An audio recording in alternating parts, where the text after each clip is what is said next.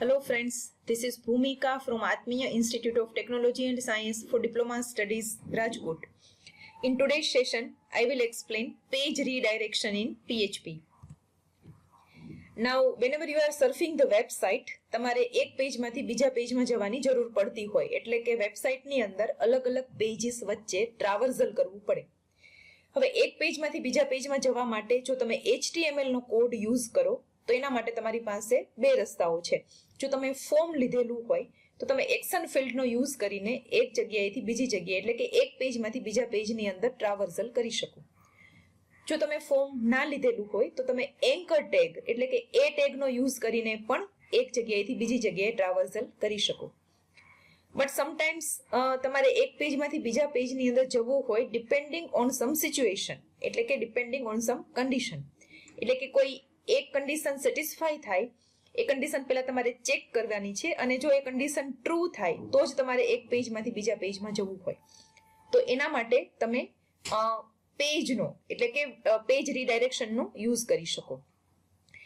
એટલે કે તમારે PHP કોડમાંથી કોઈ કન્ડિશન સેટિસ્ફાય થાય પછી તમારે એક પેજમાંથી બીજા પેજમાં જવું હોય તો એના માટે પેજ રીડાયરેક્શનનો યુઝ થાય. પ્લસ જ્યારે પણ તમે ઇન્ટરનેટ ઉપર સર્ફિંગ કરતા હો ત્યારે ઓનલી સિંગલ વેબસાઇટની અંદર નહીં, બટ તમારે એક વેબસાઇટમાંથી બીજા વેબસાઇટમાં જવાની પણ જરૂરિયાત પડતી હોય તો એના માટે પણ તમે પેજ રીડાયરેક્શનનો યુઝ કરી શકો. હવે તમે ઘણી બધી વેબસાઇટની અંદર જોઈ હશે કે જેની અંદર તમે એક વેબસાઇટમાંથી બીજી વેબસાઇટની અંદર જમ્પ કરતા હો. જેમ કે તમારી પાસે એવો ઓપ્શન હોય શેર વાયા ફેસબુક, તમે એના ઉપર ક્લિક કરો છો ત્યારે તમે તમારી વેબસાઇટમાંથી ફેસબુક ઉપર ડાયરેક્ટ સ્વિચ થઈ જાઓ છો. એટલે આવી રીતે પેજ રીડાયરેક્શન છે એ એક વેબ પેજમાંથી બીજા વેબ પેજમાં જવા માટે પણ યુઝ થાય અને એક વેબસાઇટમાંથી બીજી વેબસાઇટમાં જવા માટે પણ યુઝ થાય. હવે એક હેડર ફંક્શન છે PHP ની અંદર. હેડર ફંક્શનનો યુઝ કરીને તમે કોઈ પણ એક લોકેશન ઉપરથી બીજા લોકેશન ઉપર જઈ શકો જ્યારે તમારે કોઈ કન્ડિશન બેઝડ તમારે ટ્રાવર્સલ કરવું હોય ત્યારે, અથવા તો કન્ડિશન બેઝડ ન કરવું હોય તો પણ તમે હેડર ફંક્શનનો યુઝ કરીને એક લોકેશન ઉપરથી બીજા લોકેશન ઉપર જઈ શકો. હવે જે હેડર ફંક્શન છે એ તમારે કોઈ પણ આઉટપુટ જનરેટ થાય એટલે કે ઇકો જનરેટ થાય, ઇકો તમે સ્ટેટમેન્ટનો યુઝ કરો એની પહેલા જ તમારે કોલ કરવું પડે. Now let us execute the program of this. આપણે કોમ્બો બોક્સની અંદર અલગ અલગ વેબસાઇટના નામ ડિસ્પ્લે કરાવીશું અને તમે જે વેબસાઇટને સિલેક્ટ કરશો એ તમારી વેબસાઇટમાંથી એટલે કે તમારા પ્રોગ્રામમાંથી તમે ડાયરેક્ટલી એ વેબસાઇટ ઉપર જમ્પ થઈ જશો. હવે આના માટે અત્યારે હવે આપણે બીજી વેબસાઇટ ઉપર જમ્પ થઈએ છીએ એટલે તમારા કમ્પ્યુટરની અંદર ઇન્ટરનેટ ચાલુ હોવું જરૂરી છે. જેમ કે હું મારા પ્રોગ્રામમાંથી GTUની વેબસાઇટ ઉપર જમ્પ થાવ તો GTUની વેબસાઇટ છે ઇન્ટરનેટમાં છે, તો એના માટે તમારા કમ્પ્યુટરની અંદર ઇન્ટરનેટ ચાલુ હોવું જરૂરી છે. So let us take the example of this. Now very first you go to your XAMPP folder and start your XAMPP control panel and start your Apache service to run your program. First you have to start your Apache service. Then go to your htdocs folder and open the new document.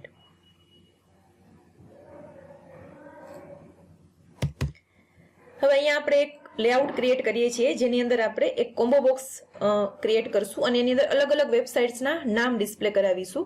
User છે કોઈ પણ website ને select કરી અને જ્યારે submit કરશે ત્યારે એ website ઉપર એ રીડાયરેક્ટ થઈ જશે.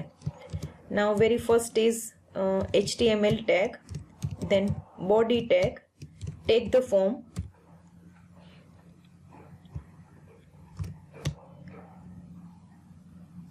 then સૌથી પહેલા આપણે કોમ્બો બોક્સ ક્રિએટ કરીએ છીએ. Select the website, select tag, name equal to say site, give the options in option tag, option value equal to. હવે આપણે જે જગ્યાએ રીડાયરેક્ટ થવાનું છે એ આપણે લખવાનું છે, તો આપણે એને આવી રીતે લખીએ છીએ http://google.com. સપોઝ આપણે ફર્સ્ટ આ વેલ્યુ આપી છે એટલે ગૂગલ ઉપર આપણે રીડાયરેક્ટ થવાનું છે, તો અહીંયા આપણે હેડિંગ આપી શકીએ Google search.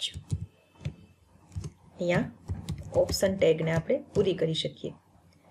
So this is the first option. આપણે એક ઓપ્શન આપ્યું છે. આવી રીતે આપણે મલ્ટિપલ ઓપ્શન્સ ક્રિએટ કરી શકીએ.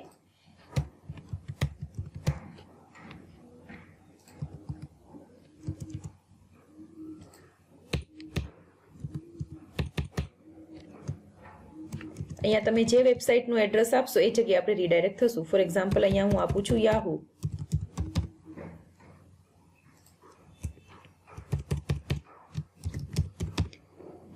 થર્ડ આપણે અહીંયા આપી શકીએ GTU વેબસાઇટ, gtu.ac.in.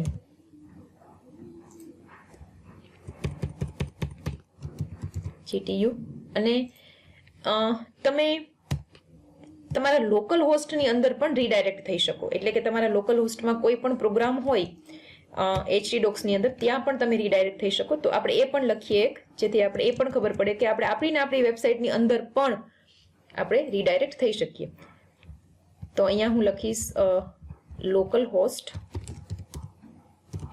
સ્લેશ, અને તમારા લોકલ હોસ્ટમાં જે કંઈ પણ પ્રોગ્રામ હોય, કોઈ પણ પ્રોગ્રામ એને તમે અહીંયા કરાવડાવી શકો ડિસ્પ્લે. તો અહીંયા હું પહેલા ચેક કરી લઉં છું કે મારા લોકલ હોસ્ટમાં કયો પ્રોગ્રામ છે.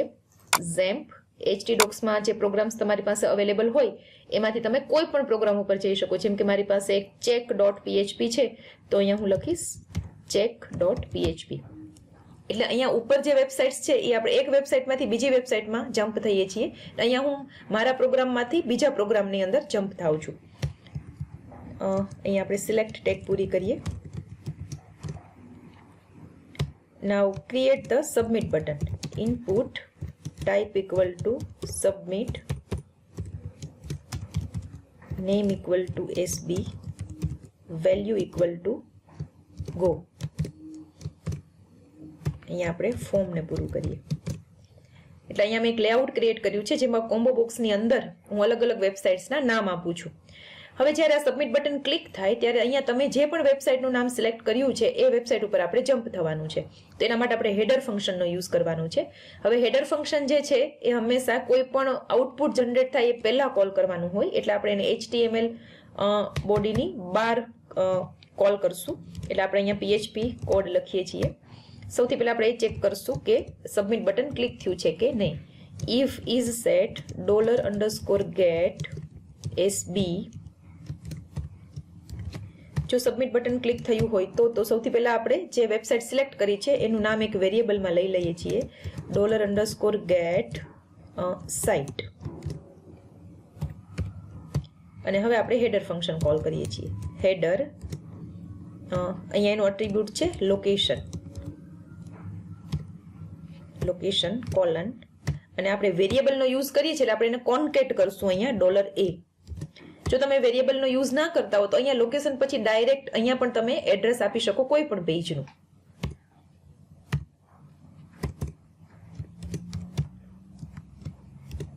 અને અહીંયા મારું PHP ટેગ પૂરું થાય છે. સો this is how you can use the header function for the page redirection. Now save your file in htdocs, say page.php. Now open your browser and execute your program. એના માટે સૌથી પહેલા તમારા કમ્પ્યુટરની અંદર ઇન્ટરનેટ ચાલુ હોવું જરૂરી છે. Now write down localhost/page.php. So અહીંયા તમે ડ્રોપ ડાઉનમાંથી કોઈ પણ એક વેબસાઇટ સિલેક્ટ કરી શકો. જેમ કે હું GTU સિલેક્ટ કરું છું. જ્યારે હું ગો બટન ઉપર ક્લિક કરીશ ત્યારે GTU વેબસાઇટ ઓપન થઈ જશે. અને આના માટે મારા લેપટોપની અંદર ઇન્ટરનેટ ચાલુ છે એટલે આપણે કોઈ પણ વેબસાઇટમાં જમ્પ થઈ શકીએ છીએ. સો here you can see GTU website છે. મારી વેબસાઇટમાંથી હું GTU વેબસાઇટની અંદર જમ્પ થઈ ગઈ છું. બેક જઈ શકો અને ફરીથી તમે તમારા પેજની અંદર પણ જઈ શકો. હવે અહીંયા હું સપોઝ આ ચેકબોક્સ વાળો જે પ્રોગ્રામ છે એ મારા લોકલ હોસ્ટમાં છે એટલે સેમ વેબસાઇટની અંદર પણ હું જમ્પ થઈ શકું. તો તમે જોઈ શકો છો કે એ પેજ પણ ઓપન થઈ જાય છે. એટલે તમે અહીંયાથી કોઈ પણ જગ્યાએ જઈ શકો. કેમ કે હું ગૂગલ સર્ચમાં જાઉં છું તો ગૂગલનું પેજ ઓપન થઈ જશે. So this is how you can go from one website to another website using the header function. એટલે કોઈ પણ કન્ડિશન સેટિસ્ફાય થાય ત્યારે તમારે એક વેબસાઇટમાંથી બીજી વેબસાઇટમાં ઓર સેમ વેબ પેજમાંથી બીજા વેબ પેજની અંદર સેમ વેબસાઇટની અંદર પણ જો ટ્રાવર્સલ કરવું હોય તો તમે હેડર ફંક્શનનો યુઝ કરી શકો. સો this is known as the page redirection. Thank you.